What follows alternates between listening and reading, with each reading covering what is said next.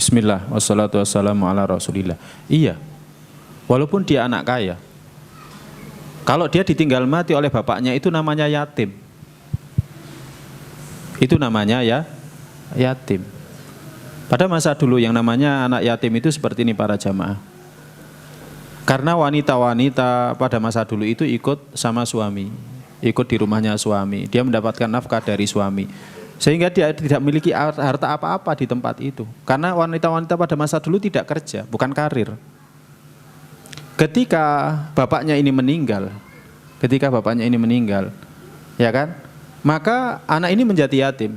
Ketika usianya belum sampai akil balik ya, dia menjadi yatim. Ya kan? Dan ibunya ini nggak punya hak sama sekali di sini. Tapi dalam aturan agama dia punya bagian dari warisan. Kalau dia punya anak maka dia mendapatkan bagian 1/8. Ya kan? Dia punya bagian 1/8. Tapi harta warisan yang paling banyak akan dimiliki anak-anaknya. Apalagi kalau ada anak laki-laki, maka paman-pamannya semuanya pamannya ya dari jalur bapaknya tidak dapat kalau ada anak laki-laki. Kalau ada anak perempuan dapat, karena apa? Nanti yang menjadi wali itu pamannya dari jalur bapak. Ya, nah ketika mereka punya harta waris, anak-anak ini masih kecil, mereka kan nggak bisa mengolah. Ini ada bagaimana cara memperlakukan hartanya anak yatim. Innalladzina ya'kuluna amwalal yatama dzulman innama ya'kuluna fi butunihim nar. Ancaman Allah. Sesungguhnya orang-orang yang makan harta anak yatim dengan cara zalim, sesungguhnya saja dia masukkan ke dalam perutnya itu neraka. Makanya ada aturannya ya. Misalkan anak sekolah diambilkan dari harta bapaknya. Ini hartanya anak ini. Ya kan? Dibayarkan untuk bayar sekolahnya, sangunya diambilkan dari harta bapaknya. Ya. Siapa yang ngurusi? Karena dia masih anak yatim, maka yang ngurusi ya paman-pamannya. Bisa juga ibunya. Ibunya kalau makan harta anak yatim itu dia juga menanggung beban dosa. Tapi maksud daripada makan harta anak yatim dengan cara zalim itu apa? Misalkan gini, wis ini tak belikan sepeda motor untuk transportasi anak ini berangkat sekolah. Tapi ternyata yang berikan sepeda motor ini lebih banyak untuk gunakan keperluan pribadi dia. Memang betul anak ini diantarkan sekolah, tapi kemudian banyak digunakan untuk keperluan pribadi dia, itu zalim namanya. Itu zalim namanya. Nah ini, sampai kapan? Ini termasuk pertanyaan yang kedua. Sampai kapan anak itu yatim? Sampai dia itu akal balik dan dia itu bisa menggunakan harta itu dengan benar. Jadi bisa menggunakan harta itu dengan benar.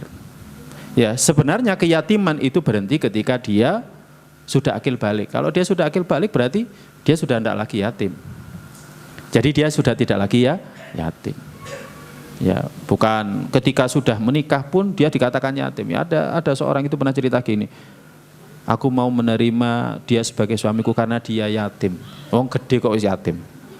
Ya kan, kita bilangi, sudah mau menikahi sampean kok yatim. Yatim itu ketika dia masih kecil nggak bisa berbuat apa-apa. Ya, tapi kalau dia sudah mau menikahi orang itu dia bukan anak yatim lagi. Nah, bagaimana tadi yang ditanyakan?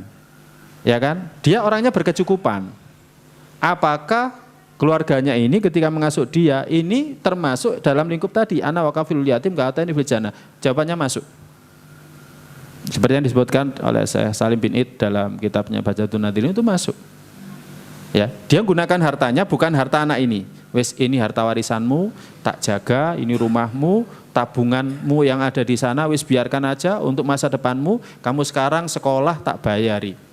Yang kecil, ya kan? Karena dia masih sering beli susu, akhirnya susunya tak belikan, pampasnya tak belikan. Itu masuk dalam apa yang disebutkan dalam hadis itu, ana wa kafilul yatim ka'atani fil jannah, itu masuk. Ya, walaupun itu adalah keponakan sendiri. Jadi justru mereka lebih berhak itu.